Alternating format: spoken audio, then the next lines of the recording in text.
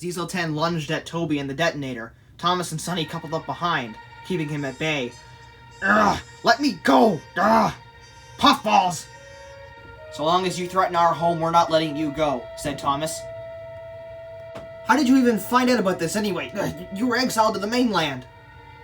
The mainland's full of diesels. We were bound to hear about this at some point, said Thomas.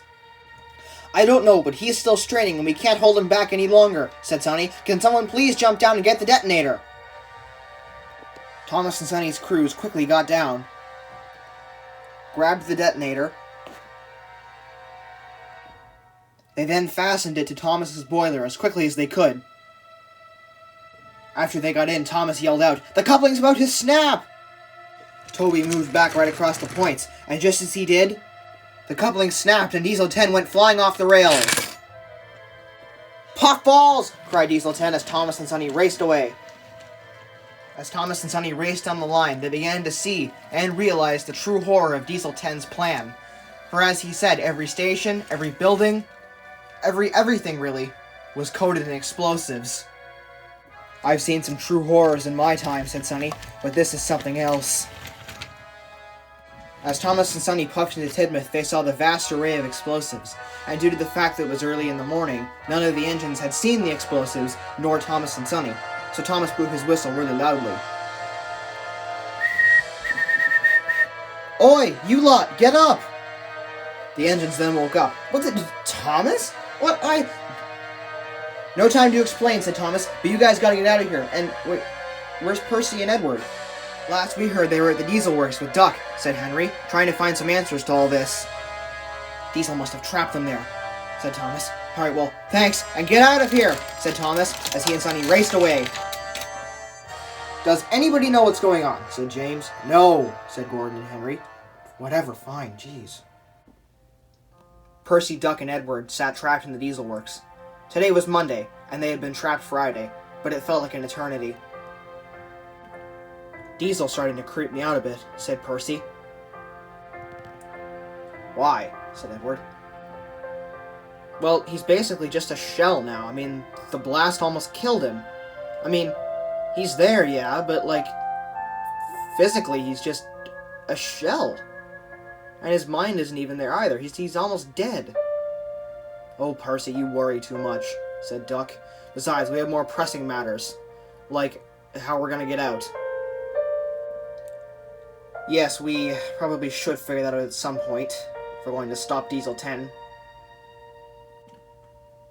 Yes, although it does beg the question as to how Diesel did get the explosives around, or how he even derailed us in the first place. I mean, are the workmen on his side?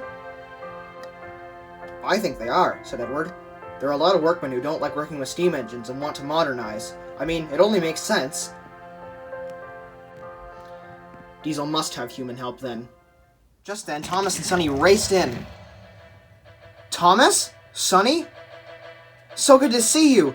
"Yes, it's good to see you all too. Now, we have to get out of here." Yeah, we kind of realized that," said Edward. Soon after a short while of pulling, the engines were back on the rails again. "Where do we go from here?" puffed Percy. "The scrapyard," said Thomas. "The diesels are so preoccupied they won't even think to look there." As the engines made their way to the scrapyard, Diesel 10 began to face the problems of his own. What to do, said Diesel 10. "Yeah, it's a shame that thing," said Sydney, forgetting. "The detonator?" said Dennis. "Yeah, the detonator. It's too bad that got away from us. Who stole it again?" "Imbeciles," thought Diesel 10. "Speaking of the detonator," said Dennis, "I don't even know why you chose to make it out of that leaky old engine." "What did you say, Dennis?" said Diesel 10. "Leaky old engine." "That's it! The engine's leaky. The fluid leaks. We'd be able to track it by the fluid." Come again?"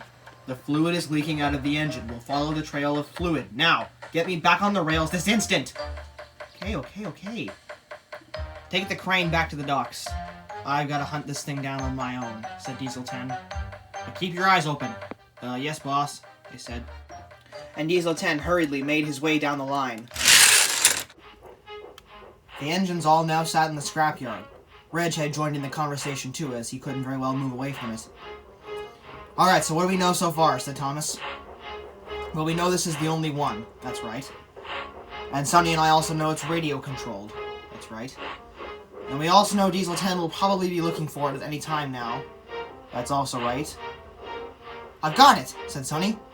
What do you have? Said Thomas. That's the only one. And there's gas engines just like it sitting all over the place.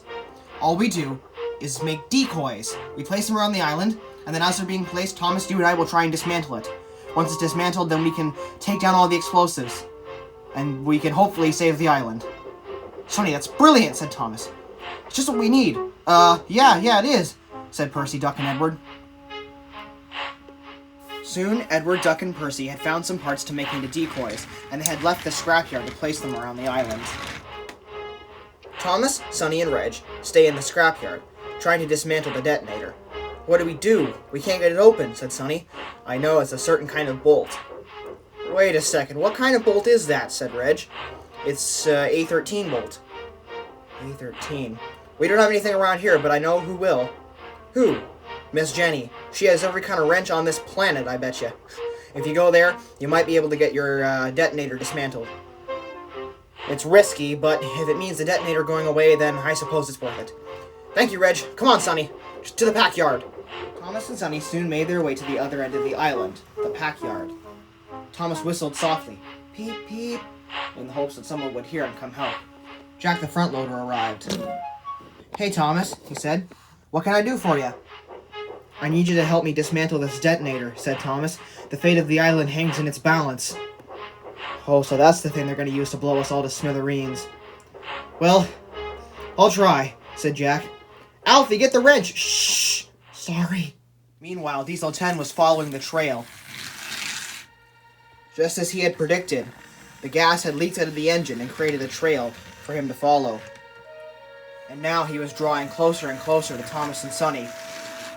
Meanwhile, Thomas, Sonny, and Jack had almost had the detonator dismantled when they heard a loud honk. Ah, puffballs! Said Diesel 10. So good of you to find my detonator. Now, hand over what's rightfully mine or be destroyed. Jack backed away. No, Diesel, said Thomas. It's not fair and it's not right. Not fair. Not right, laughed Diesel 10. Why are you even doing this? There's no sense. There'll be no railway left for you to take over. Let me tell you something about what's fair, Thomas, and what's right. In this world, regardless of whether you're newer, or revolutionary, or ready to help this world in some way, being told that you're ready to help this world, there will always be something older than you. Something of more worth to some people. And this is what's happened to me, Thomas. I'm revolutionary, and yet constantly I'm being pushed back by you steam engines. Well, now it's your time. You'll feel my pain. You'll have my regret. It'll be my time, not yours. So give me the detonator. Okay, this has been fun, said Sonny, but I think it's time we leave. And he swiftly pulled Thomas away. Soon they were turned around over the points and racing away. So, you want to play the chase game, eh, Thomas? Well, it takes more than two to play that game, said Diesel 10 as he raced off. Soon all three of them were turned around and running past McColl's farm. Thomas, said Sonny, I don't know how much longer I can go. You'll have to go for at least a little bit longer, said Thomas. Diesel 10 was now running behind, and he thought all was lost till he saw Dart sitting on the branch line. Dart, he yelled, push those blasters onto the bridge. Okay, said Dart. And he did just that. The blasters then rolled under the bridge, and with a quick spark and a huge flash, the blasters exploded, leaving nothing but flames and the rails in their place. I can't cross that, Thomas, said Sonny. We have no choice, said Thomas. It's the only way. Thomas's crew quickly shifted the detonator so as to fit through the bridge as they made their approach. Thomas held his breath. And he made it across. I did it! Go for it, Sonny, said Thomas. Sonny shut his eyes. And miraculously, he made it across! I did it, Thomas! I did it! You sure did, Sonny! Now let's go! Diesel doesn't stand a chance now. But they couldn't have been more wrong. It's too late, Puffball, said Diesel 10. Your time is now! Now it was only a matter of time, for Diesel 10 caught up to Sonny. Now it was Thomas's turn. And with a great swing of the claw, Thomas was off the line, and so was the detonator.